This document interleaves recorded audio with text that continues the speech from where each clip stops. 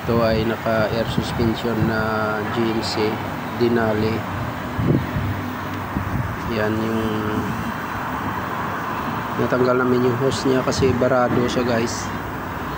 Umandar rin yung motor niya kaso nag-overheat kasi yung hangin, walang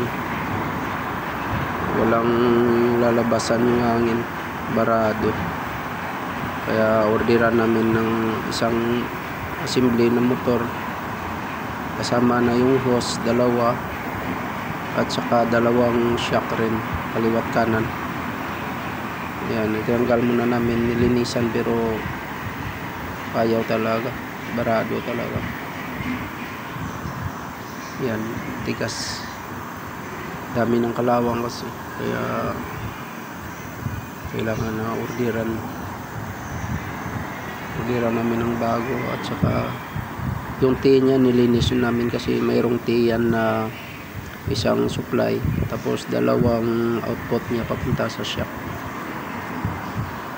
Yan, natagal namin at nilinis. Yan yung shock niya, palitan rin namin dalawa. Yan yung lagayan ng hose. Tapos kabila,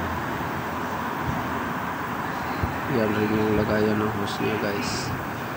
Dalawa palitan na namin, kasama na yung hose at saka motor pump.